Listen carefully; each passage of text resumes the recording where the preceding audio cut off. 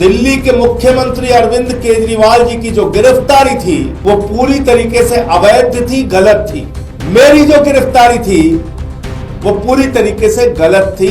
बगैर सैंक्शन के गिरफ्तार कर लेना है। भारत के प्रधानमंत्री आदरणीय नरेंद्र मोदी जी को अरविंद केजरीवाल जी से माफी मांगनी चाहिए। सभी पत्रकार बंधुओं को नमस्कार। कल ये साबित हो गया पूरे देश के सामने कि तथाकथित शराब घोटाला भारतीय जनता पार्टी के द्वारा, प्रधानमंत्री नरेंद्र मोदी जी के द्वारा, अमित शाह जी के द्वारा बनाया गया एक मनगढ़ंत घोटाला था। इस पूरे मामले में ना कोई सिर था ना पैर था और दिल्ली के मुख्यमंत्री अरविंद केजरीवाल जी की जो गिरफ्तारी थी वो पूरी तरीके से अवैध थी, गलत थी। मनीष सिसोदिया जी की जो गिरफ्तारी थी वो पूरी तरीके से अवैध थी, गलत थी, इलीगल थी। मेरी जो गिरफ्तारी थी वो पूरी तरीके से गलत थी, फर्जी थी, झूठी थी, अवैध थी। और ये बात मैं क्यों कह रहा हूं? कल 3 साल से यह मामला, आप झूठा मामला चला रहे हैं। उस झूठे मामले में आपने दिल्ली के उप मुख्यमंत्री मनीष सिसोदिया जी को गिरफ्तार कर लिया। दिल्ली के मुख्यमंत्री अरविंद केजरीवाल जी को गिरफ्तार कर लिया, मुझे गिरफ्तार कर लिया। और 3 साल के बाद आपको याद आ रहा है कि इसमें सैंक्शन लेना है। इसका मतलब पूरा का पूरा मामला फर्जी, सारी गिरफ्तारियां अवैध। आप एक मुख्यमंत्री को, अरविंद केजरीवाल जी को, आप बगैर प्रमाण, बगैर साक्ष्य के गिरफ्तार कर ले रहे हैं, बगैर सैंक्शन के गिरफ्तार कर ले रहे हैं। ये क्या हो क्या रहा है इस देश के अंदर? एक मुख्यमंत्री की गिरफ्तारी बगैर सैंक्शन के ईडी ने कर ली और ये अपने आप में बहुत चौंकाने वाली बात है कि इसका मतलब ये पूरा मामला फर्जी तरीके से तैयार कराया गया भारतीय जनता पार्टी के द्वारा, मोदी जी के द्वारा, और गिरफ्तारी कराई गई।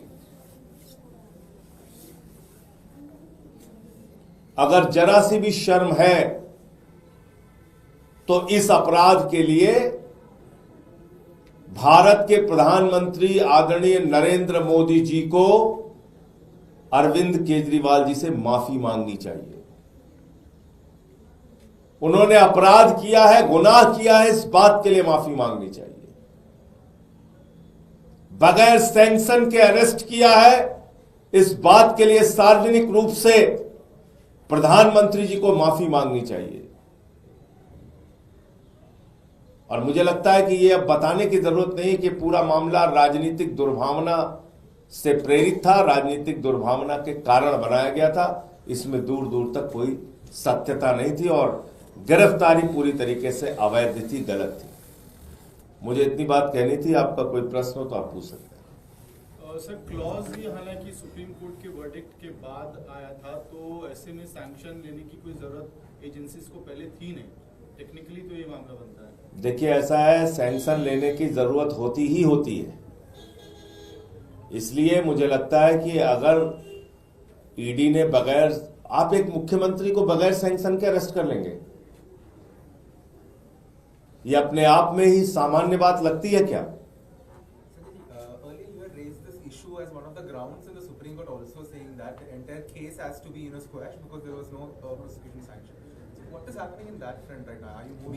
वो कोर्ट उसके बारे में तय करेगा, उस पर मैं कोई टिप्पणी नहीं कर सकता। जो मामला कोर्ट में है उसमें कोर्ट में बात करेंगे ना। मैं तो बात कर रहा हूं लीगलिटी की।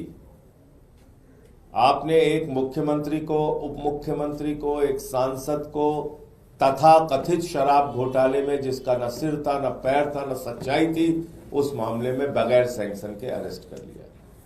ये पूरा मामला। कल आपने आपने एक ट्वीट किया जिसमें दिल्ली के जो चुनाव अधिकारी हैं उनके हैंडल से आरटी किया गया था बीजेपी का एक, आपने उस पर सवाल भी खड़े किए थे। सवाल क्या, आप तो ये मतलब वो जो यहाँ का जिला निर्वाचन अधिकारी है वो तो खुलेआम अब कह रहा है कि जब प्यार किया तो डरना क्या, तो खुल के सामने आ गया मैदान में।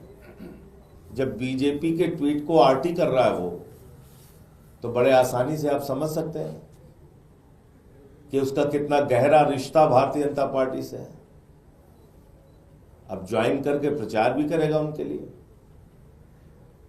जिस आदमी को चादरें बट रही नहीं दिख रहा है, पैसा बट रहा है नहीं दिख रहा है, जूता बट रहा है नहीं दिख रहा है, वीडियो बना के सामने खुद प्रत्याशी लेके आ रहा है, चश्मा बांटने का खुद ट्वीट कर रहा है, ये हुआ ही नहीं। अब उसके बारे में कोई संदेह है क्या किसी प्रकार का कि उसने कोई कमी छोड़ रखी है अपनी ओर से बीजेपी के साथ उसके रिश्तों में? सर, एक एडवाइजरी जारी करी है इलेक्शन कमीशन ने और एआई के मामले में, और कहा है कि बहुत सोच समझ के जो है इसका इस्तेमाल किया जाए, खासकर पॉलिटिकल पार्टी जो है इलेक्शन कैंपेन के दौरान अपने, कि कोई मिस इन्फॉर्मेशन ना लेबल देना। तो जो इलेक्शन कमीशन ने कहा है उसको हम लोग ध्यान देंगे, बीजेपी वाले भी इसका ध्यान दें। सर, आप लोग बीजेपी पे मैथिली समाज, पूर्वांचली समाज का अपमान करने का आरोप क्यों लगा रहे हैं, और आज कोई विरोध प्रदर्शन की भी तैयारी है क्या? बिल्कुल विरोध प्रदर्शन की तैयारी है। हमारे बहुत सारे कैंडिडेट अपने नॉमिनेशन में व्यस्त हैं, उसके कारण हो सकता है कि कुछ विधानसभाओं में प्रदर्शन कल हो परसों हो, लेकिन पूरे दिल्ली में इस बात का विरोध प्रदर्शन होगा। और ये कोई सामान्य बात नहीं है। एक राष्ट्रीय चैनल पे मैथिली ब्राह्मण समाज के पूर्वांचल के विधायक, बिहार के से आके जिस आदमी ने श्रम परिश्रम करके अपना संघर्ष करके दिल्ली में 2 बार विधायक बने, ऋतुराज झा जी, उनको टीवी चैनल पे पूरे देश के सामने, दुनिया के सामने बीजेपी के प्रवक्ता शहजाद पूनावाला ने गाली दी, और इतनी अभद्र गाली कि मैं आपके कैमरे के सामने बोल भी नहीं सकता। क्या ये मैथिली ब्राह्मण समाज का अपमान नहीं है? क्या ये पूर्वांचली समाज का अपमान नहीं है? हर दिन बीजेपी के लोग पूर्वांचल के लोगों को, यूपी बिहार के लोगों को अपमानित करेंगे, कभी रोहिंग्या कहेंगे, कभी बांग्लादेशी कहेंगे, कभी टीवी चैनल पे बैठ के गाली देंगे। तो इस अपमान का, इस गाली का बदला पूर्वांचल के लोग अपने वोट की ताकत से लेंगे।